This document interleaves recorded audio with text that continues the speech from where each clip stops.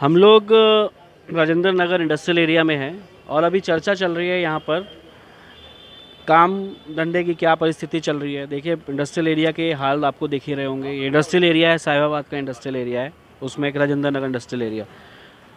ये एक फ्रूट वाले भाई साहब है, जरा इनसे समस्या पूछ लेते हैं, इनसे समझदार ले लेते हैं। आइए साहब, एक मिनट आइए। सर नाम क्या है भाई साहब? मेरा नाम है शाहिद पठान। अच्छा, सर जब से मैंने आप लोग ये फ्रूट का ही मतलब काम ये करते हैं या फोन का कुछ काम और? करते हैं, कब से? बाकी दिक्कत कितना टाइम से?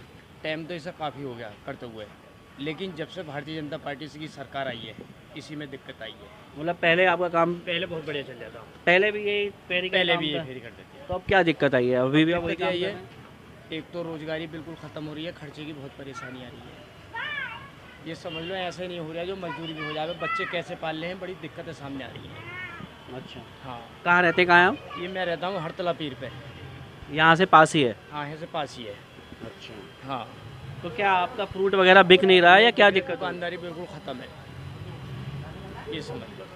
अच्छा, नहीं तो अभी सरकार ने रेडी वालों के लिए भी एक सुविधा निकाली थी, 10-10 हज़ार रुपये का लोन देने के लिए। आपको क्या कुछ मिला नहीं कोई बैंक से सुविधा? हमने बैंक से सुविधा फॉर्म भरा, हाँ, हमारा लोन पास ही नहीं हुआ। क्या कारण क्या रहा? अकाउंट भी हमारा सही है, खाता भी हमारा ख़राब नहीं है। अच्छा, हाँ, तो क्या क्या बोले वो बैंक वाले? कौन से बैंक से लिया? मेरा प्रथमा बैंक है, अच्छा प्रथमा यूपी में। अच्छा। और उन्होंने कहा कि आप तो खाता कहीं का भी हो, आपका काम होगा, हाँ, लेकिन 10,000 रुपये मिलेंगे, बाकी आपको 1 साल में ये पूरे जमा करने हैं। हाँ, ठीक है। हाँ, तो उसका मैसेज नहीं आया अभी तक और 2 महीने हो गए। आप गए नहीं ब्रांच, पूछा नहीं आपने? मैंने पूछा था, फिर? बोले भाई है कोई काम नहीं है, अभी कोई मैसेज नहीं आ रहा आपका हमने खाता देखा, आपकी फॉर्म भी भर गई है, तो हमारे पास कोई बात ऐसी नहीं आई जो आपका कागज़ यहाँ पे जमा हो जाते। ये फ्रूट के काम में दिन भर में कितना आपका क्या बन जाता है, क्या कमा भाई लेते हैं? साहब बहुत से बहुत, अब तो इस टाइम 300 रुपये भी बहुत करने पड़ रहे हैं, पूरे दिन में 300 रुपये भी नहीं बचा पाते हैं आप? बहुत करने पड़ रहे हैं। और हम 5 बजे उठते हैं, मंडी करती हैं, हम्म। 5 बजे उठ के मंडी करती हैं और शाम को 8 बजे घर में घुसती हैं। लेकिन स्थिति ये इसी सत्ता में हुई है ख़राब। तो पहले कितना कमाते थे? पहले तो 1000 भी, 800 भी, 500 भी, 600 भी। नहीं तो इस सत्ता में ये थोड़ी कि पहले दिन से ऐसी स्थिति खराब हो गई होगी। नहीं जब अब अगर गवर्नमेंट आपकी जिस दिन आई है थोड़ी अगले दिन से आपका बिकना बंद हो गया होगा। नहीं भाई तो साहब, ये कब से स्थिति खराब हुई है? ऐसा है गवर्नमेंट तो ये है ही ख़राब, इसमें तो कोई बात ही नहीं है। नहीं, क्या खराबी है इस गवर्नमेंट में? काम तो अच्छा कर रही है। क्या अच्छा कर रही है? किसानों के लपड़े चल तो रहे हैं, क्या अच्छा कर रही है? देखिए, उनका जो कृषि बिल का मैटर है उससे आपके व्यापार का तो कोई मतलब नहीं है। व्यापार का हम किसान हैं, हम किसान के बेटे हैं, हम ऐसी ऐसी परेशानियों में अपनी खेती करते हैं। और आज जो हमारा किसान लोगों का मैटर आया नहीं, तो उस पर जो है ऐसा वो कर रहे हैं, क्या कहें, विरोधबाजी, जो उसका पूरा मूल्य नहीं दे पा रहे। अच्छा, हाँ जी, हम तो किसी भी सूरत से इस सरकार को हटाने की चाहते हैं हमारी। नहीं, सरकार को क्यों हटाने को चाहता है? सरकार से आप जो चीज़ आपको चाहिए वो मांगिए ना।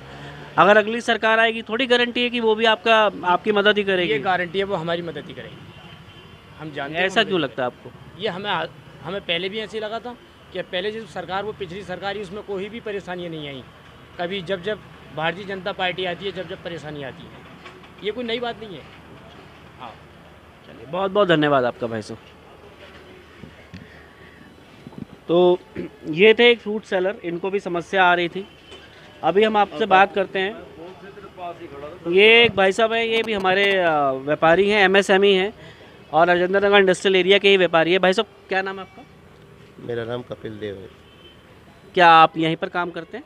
हाँ, किस चीज़ का काम है आपका? मेरा छोटा सा प्रेशर कुकर की फैक्ट्री है। तो भाई साहब, ये अभी तालाबंदी हुई है, उससे पहले आपका नोटबंदी हुई थी। आपको क्या कहना है? मतलब आपका कोई व्यापार में कुछ कमी आई है या एकदम सब बढ़िया चल रहा है? जब इन्होंने नोटबंदी करी तो नोटबंदी से पहले नए नोटों का जुगाड़ तो करा नहीं इन्होंने, और नोटबंदी पहले कर दी, जिससे लोग जो है परेशान हो गए। किसी के पास खर्चे को पैसे नहीं, कोई बीमार हो गया तो उसके लिए पैसे नहीं, तो इसलिए लोग ज़्यादा परेशान रहेंगे ना। तो नोटबंदी से आपको भी दिक्कत आई है? नहीं, नोटबंदी से बहुत दिक्कत आई, हमारा काम 3 महीने हमारी फैक्ट्री बंद रही।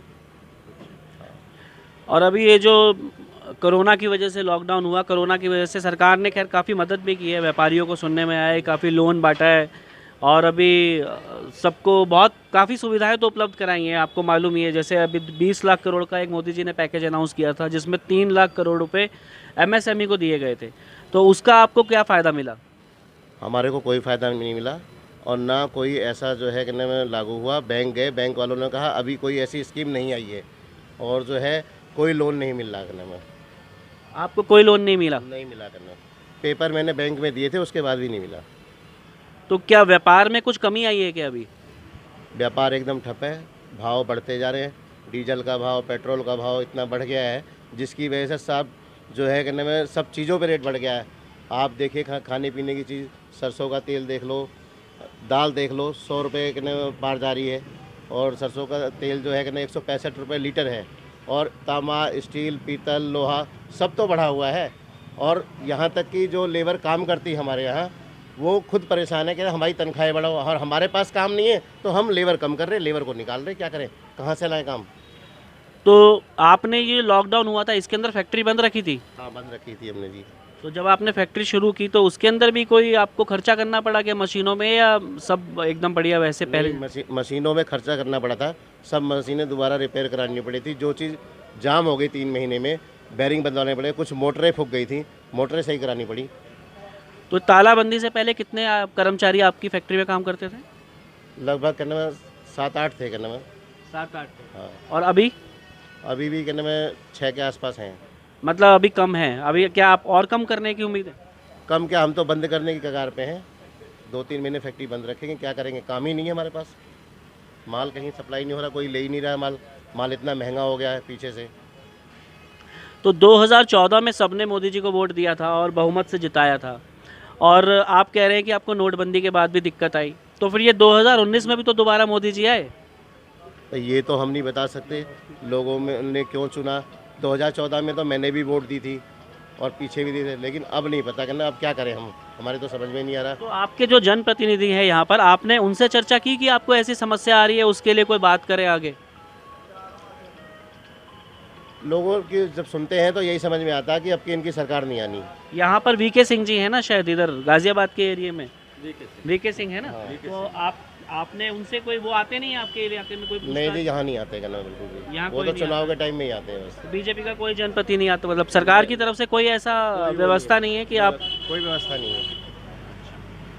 तो अंत में आप क्या कोई मैसेज देना चाहेंगे सरकार को, व्यापारियों के लिए, एमएसएमई के लिए? नहीं, क्या मैसेज देना है, जैसे गेहूँ पिस रहा हम भी उसमें पिस रहे हैं। हमने क्या मैसेज देना, हम कोई इतने बड़े लोग थोड़ा ना है भैया। सरकार है ये मनमानी कर रही है, अपनी जो कर रही है करी रही है। किसान तो परेशान है, हम खुद भी परेशान हैं और किसानों से ही सारा कारोबार चलना है और किसान परेशान है तो हमारा कौन माल खरीदेगा। चलिए, बहुत बहुत धन्यवाद। ये कपिल जी हैं, कपिल देव जी हैं, ये भी राजेंद्र नगर इंडस्ट्रियल एरिया के एक एमएसएमई व्यापारी हैं। ये चर्चा अभी जारी रहेगी। धन्यवाद।